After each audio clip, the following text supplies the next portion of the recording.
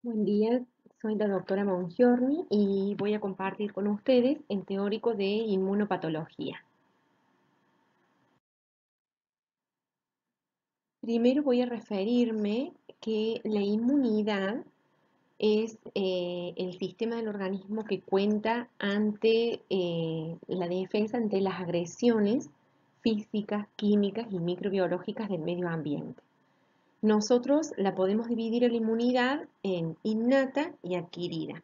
La innata es aquella inmunidad que nosotros nacemos con ella y pueden consistir en barreras biológicas, como por ejemplo los distintos tipos de epitelio, el epitelio cilíndrico, pseudoestratificado, ciliado, respiratorio, que cumple su función de barrera selectiva ante las determinadas noxas a través de las cilias, el epitelio glandular mucoso, en tubo digestivo o en el mismo aparato respiratorio, que con la secreción de mucina también permite la protección contra determinadas noxas. La fagocitosis, que está a cargo por células específicas de la sangre y de los tejidos a través del sistema retículo endotelial, los macrófagos, que tienen esa capacidad fagocítica, o bien los polimorfos nucleares neutrófilos, leucocitos, que permiten la degranulación de sus enzimas líticas citoplasmáticas.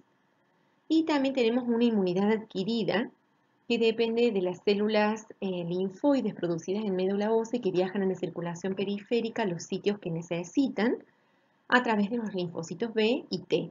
Tenemos una inmunidad humoral que ante un estímulo antigénico los linfocitos B se van a diferenciar en plasmocitos y van a generar la producción de anticuerpos, que son las inmunoglobulinas, y la inmunidad adquirida celular básicamente representado por los linfocitos T en sus distintos tipos: T cooperadores CD4, CD8, natural killer, y los monocitos que se transforman en macrófagos a nivel tisular.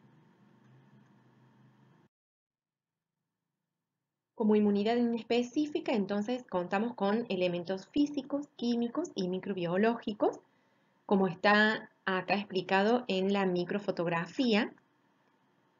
En este caso específico tenemos las distintas secreciones de las glándulas, por ejemplo, lisosimas a nivel lagrimal, o las secreciones salivales en glándulas salivales, o la secreción nasal en la mucosa nasal, el cerumen del oído, la secreción de las glándulas anexiales de la piel, tanto sudoríparas como sebáceas. La misma piel, que es un epitelio plano estratificado queratinizado que recubre todo el organismo, actúa como una barrera impermeabilizante frente a las agresiones y también evita la desecación corporal. Los epitelios de revestimiento en los órganos internos, epitelio respiratorio, a nivel digestivo, como así también enzimas que en las vísceras actúan también como barrera química, por ejemplo, a nivel gástrico, la flora bacteriana normal en determinados órganos, como en colon o en aparato genital femenino masculino. Todo ello contribuye a lo que es la inmunidad inespecífica, natural e innata. También tenemos los órganos linfoides primarios y órganos y tejidos linfoides secundarios. Son los encargados de llevar a cabo también la inmunidad humoral y celular. Los órganos linfoides primarios, el timo y médula ósea, el timo más desarrollado a nivel de la población pediátrica, el recién nacido y el niño, y posteriormente a nivel que va creciendo el organismo en la vida adulta se va atrofiando, la médula ósea, y también contamos con órganos hematopoyéticos facultativos como hígado y el vaso. En los órganos y tejidos linfoides secundarios tenemos el anillo de Waldeyer, que está constituido por los ganglios de la región orofaringea y respiratoria superior a nivel de cabeza y cuello, el tejido linfoide asociado a bronquios, los ganglios linfáticos regionales. En tubo digestivo tenemos en la lámina propia el acúmulo de folículos linfoides asociados a mucosa, que es el tejido MALT, las placas de Peyer a nivel del intestino delgado. En tejido urogenital también tejido linfoide, y los ganglios linfáticos superficiales y profundos que se distribuyen en todo el organismo y a nivel regional porque son las estaciones de drenaje linfático también de dichas regiones. Por ejemplo, vaso, su constitución histológica está formada por una pulpa roja y por una pulpa blanca, donde hay distribución zonal de linfocitos B y T. Por ejemplo, en la pulpa blanca a nivel central es la zona del centro germinal de este folículo linfoide, donde hay mayor concentración de linfocitos B, rodeados por una zona del manto del centro germinal, como se ve en el esquema, un área más periférica de células T y, por último, la zona marginal de esta pulpa blanca, como lo vemos en el esquema adjunto. Todo ello nutrido por la arteriola central del vaso. Y la pulpa roja con sinusoides, donde hay gran cantidad de capilares sanguíneos y eritrocitos. El vaso, acuérdense que es un órgano hematopoyético facultativo. El ganglio linfático, el corte histológico de un ganglio y el esquema adjunto. Está rodeado el ganglio por una cápsula de tejido conectivo organizado y grasa periganglionar. A nivel del hilio del ganglio tenemos vasos sanguíneos, arteriales, venosos y linfáticos eferentes que salen de la cápsula, reciben los linfáticos aferentes de una zona determinada que hace su drenaje linfático en el ganglio, la primera estación o barrera. Y a nivel del pleno parénquima ganglionar tenemos la región cortical, folicular, folículos primarios y los secundarios estimulados antigénicamente con un centro claro, que es el centro germinal, mayoritariamente zona B del ganglio, donde predominan los linfocitos B, ¿sí? Y también tenemos la zona paracortical, sinusoidal, histiocitaria, donde tenemos los linfocitos T concentrados, como así también histiocitos, son células de capacidad macrofágica, fagocítica y las células reticulares dendríticas e interdigitadas. Por último, la zona medular del ganglio, donde se concentran también vasos sanguíneos. Y con respecto al tejido linfoide asociado a mucosas o tejido mal, por ejemplo, a nivel digestivo, en la lámina propia del órgano, en las distintas túnicas, hay específicamente acúmulos linfoides, principalmente de linfocitos B, que tienen su reactividad ante determinadas noxas. Y también inmunoglobulinas secretorias, tanto en aparato digestivo como respiratorio, que cumplen su función inmunológica mediada por la inmunidad humoral. Es decir, que la función de los linfocitos se van a diferenciar a través de una célula presentadora de antígeno por mediadores químicos en los linfocitos B que producen anticuerpos, que son las inmunoglobulinas, a través de los plasmocitos, y a través de citocinas específicas, los linfocitos T tienen capacidad de liberar mediadores, entre ellos interleuquinas y otros mediadores citotóxicos, y que atacan o contrarrestan las células infectadas por virus y células tumorales en la inmunidad celular o retardada. Las inmunoglobulinas, las principales G, A, M, D y E, cada inmunoglobulina tiene su estructura molecular específica, por ejemplo, la inmunoglobulina secretora con su cadena J, la inmunoglobulina G, la molécula es específica con cadenas pequeñas, pesadas y ligeras, la inmunoglobulina M en una disposición pentamérica. Sí recordar que ante el contacto inicial con algún antígeno se eleva serológicamente el dosaje de títulos de anticuerpos inmunoglobulina M, es decir, que está cursando el individuo la infección o inflamación aguda de ese proceso. Mientras ya tenemos creación de defensas inmunológicas, el organismo actúa con un mecanismo de reseteo y de memoria. Entonces, ante una situación posterior de exposición hacia ese antígeno, se elevan las inmunoglobulinas G de memoria para contrarrestar a la enfermedad o atenuarla.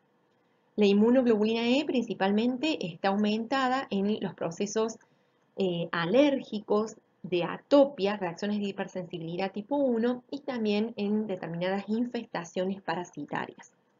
La inmunoglobulina A ya la mencionamos en relación a la inmunoglobulina A secretora, que puede estar relacionada con los epitelios respiratorios y epitelios digestivos del tracto digestivo principalmente.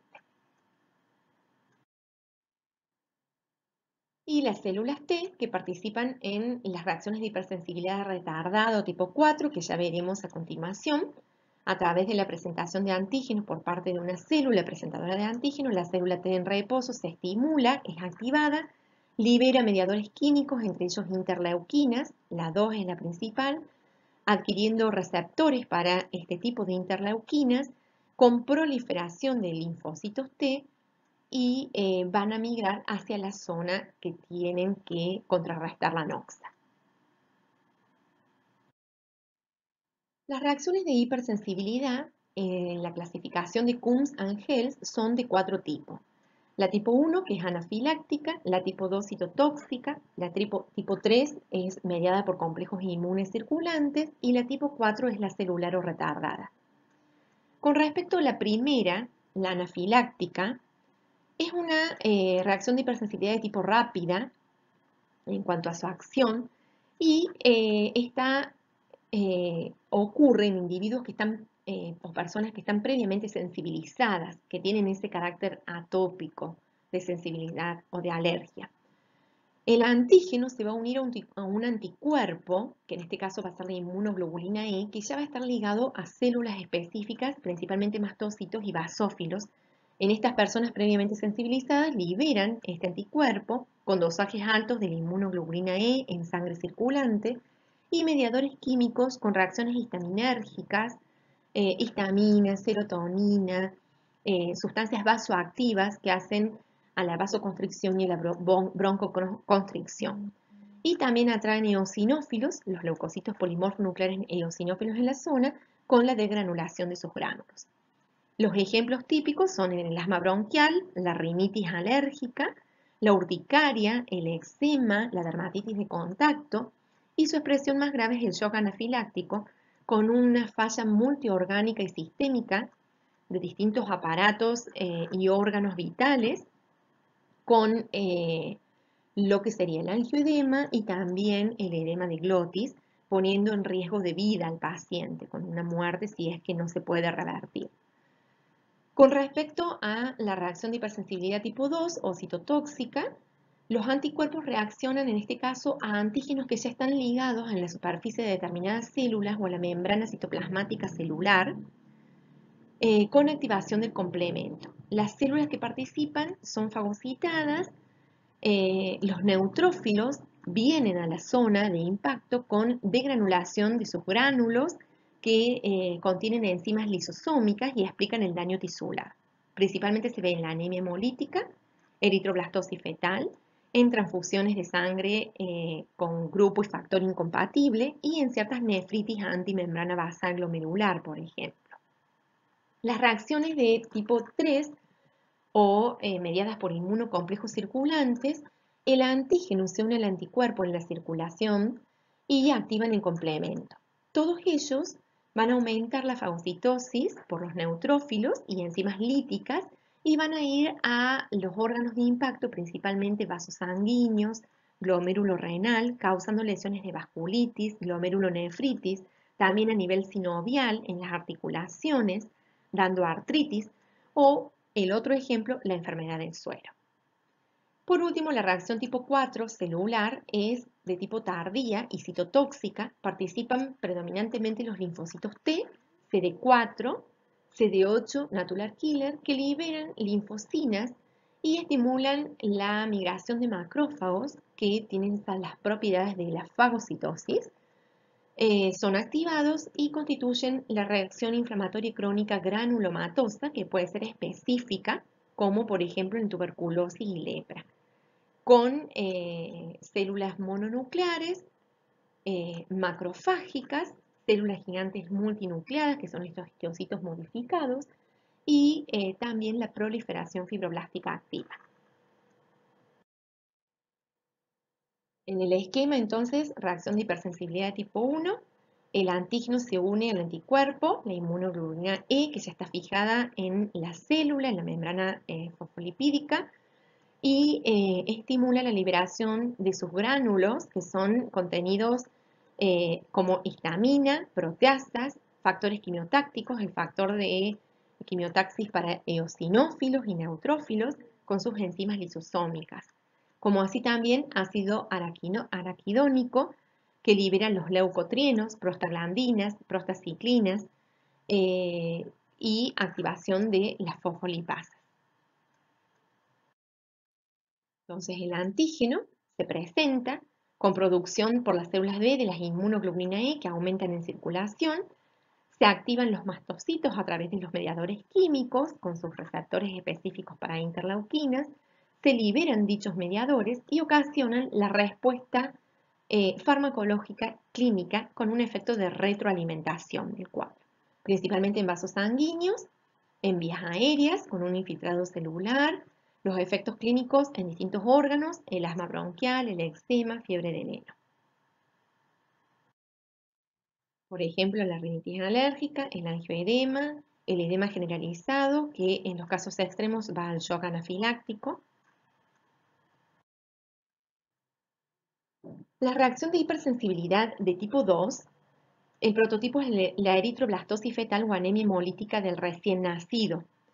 La madre, en el primer parto, tiene glóbulos rojos con el factor RH negativo y concibe un producto de la concepción, el embrión feto, con glóbulos rojos fetales RH positivo.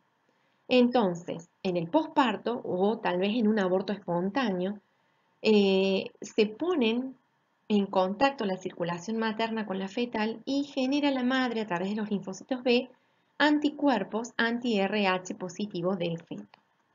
En embarazos posteriores, lo que va a ocasionar es que estos anticuerpos maternos van a ir contra los glóbulos rojos del feto y ocasionan la lisis de estos eritrocitos con la hemólisis que en casos graves lleva a la muerte del feto. Por lo tanto, esta reacción se evita haciendo la serología en toda embarazada, midiendo los títulos de estos anticuerpos y colocando la gamma globulina para evitar esta reacción antígeno-anticuerpo. La gamma globulina actuaría como una barrera simuladora para evitar que estos anticuerpos maternos lleguen a los eritrocitos fetales causando su destrucción. La reacción de hipersensibilidad de tipo 3 por inmunocomplejos se forman entonces en la circulación, antígeno-anticuerpo con activación del complemento y van a los distintos órganos de choque. En vasos sanguíneos ocasionando vasculitis con aflujo también de polimorfos nucleares neutrófilos, en glomérulo renal, a nivel de la membrana basal glomerular, el depósito de estos anticuerpos, a nivel subendotelial, también con la participación de neutrófilos, y en vasos sanguíneos estimulan la permeabilidad vascular, la aumentan con extravasación de líquido al intersticio, es decir, el edema, a nivel bronquial o bronquiolar, la contracción del músculo liso. La hipersensibilidad tipo 4 es celular retardada. Hay una célula presentadora de antígenos a través del sistema de histocompatibilidad HLA clase 2 que tiene receptores a nivel macrofágico. Los activa con liberación de citoquinas, las interleuquinas, que a su vez activan las células linfocitos TCD4, cooperadores, y estimulan la proliferación de estos linfocitos T. Monocitos de la sangre se transforman en el tejido periférico en macrófagos y estimulan también la proliferación fibroblástica. Todo ello configura un granuloma con células gigantes multinucleadas histiocytarias modificadas, células epitelioides que son histocitos modificados o macrófagos, los linfocitos y la proliferación fibroblástica, haciendo de ello una inflamación crónica granulomatosa. Con respecto a las enfermedades autoinmunitarias, ellas resultan del desconocimiento por los propios tejidos de las células propias del organismo que las reconocen como extrañas, por una pérdida de la autotolerancia y Allí intervienen fenómenos de inmunidad humoral y celular. Esta pérdida de la autotolerancia puede ser por una pérdida de la tolerancia de las células T auxiliares, tal vez por modificaciones de la molécula, por combinación de autoantígenos con determinados fármacos o con microorganismos, o por una degradación parcial de estos autoantígenos, o reacciones cruzadas. También puede haber una pérdida de la función T supresora, CD8, o un surgimiento de un antígeno secuestrado modificado que no se reconoce como propio, o activación policlonal de las células B con liberación de gran cantidad de inmunoglobulinas que atentan contra el propio organismo. El sistema inmunitario entonces participa con fenómenos de autoinmunidad a través de la producción de autoantígenos, síndromes de inmunodeficiencia a lo propio o a lo no propio, y fenómenos de hipersensibilidad, un antígeno inocuo en personas previamente predispuestas y sensibilizadas ocasionan una gran reacción de hipersensibilidad de tipo 1.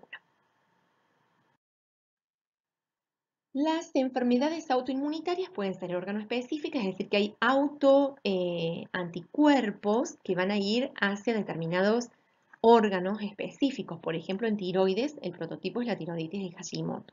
O bien no órganos específicos, es decir, que van a distintos órganos de choque. Una misma enfermedad tiene su impacto sistémico. Por ejemplo, el lupus eritematoso sistémico en riñón, en piel, en articulaciones, en corazón.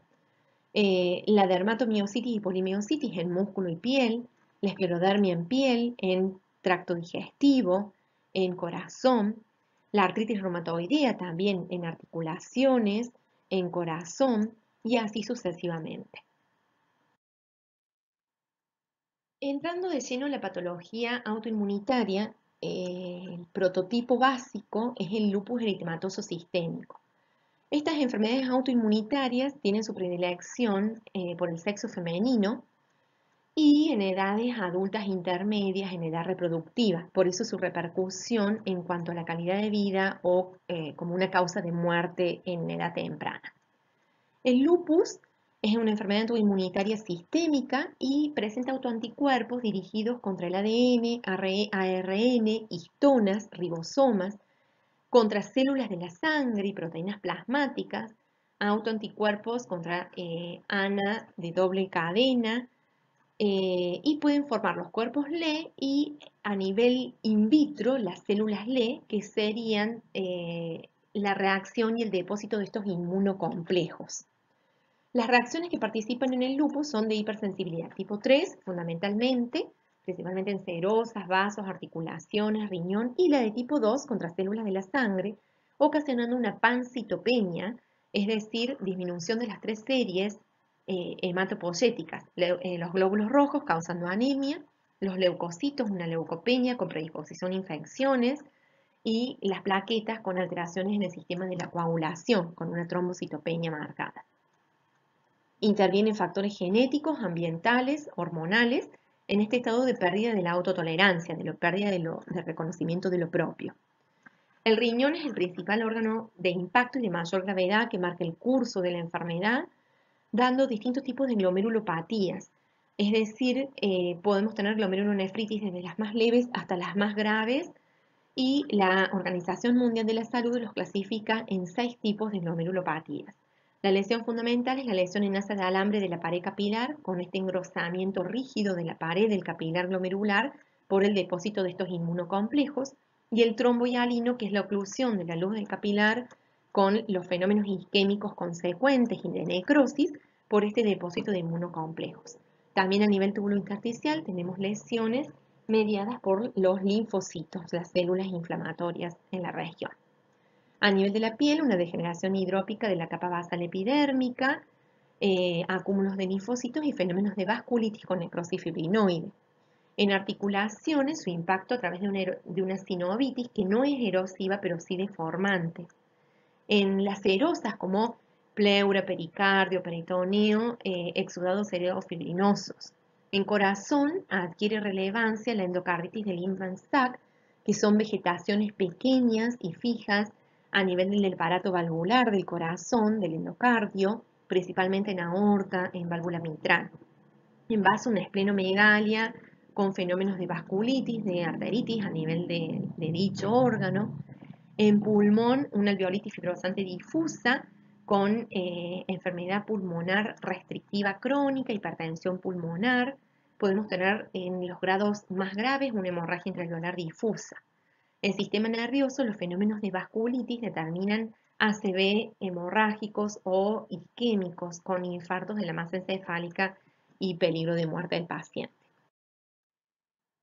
En este cuadro son los criterios para clasificar el diagnóstico del lupus. Como verán, tienen varios criterios, desde lo que son los semiológicos con los síntomas y signos, y también podemos tener los dosajes del título de anticuerpos, porque es un trastorno autoinmunitario a nivel de la sangre. La presencia de 4 más de estos criterios demostrables ya confirman o es probable que indiquen que el paciente tiene un lupus.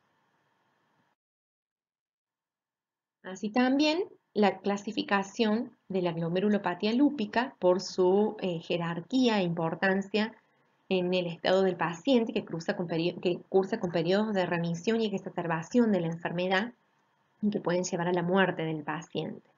Desde la clase 1 hasta la clase 6, de distinta gravedad, desde una alteración mesangial mínima o bien lo más grave, una esclerosis glomerular total e insuficiencia crónica renal.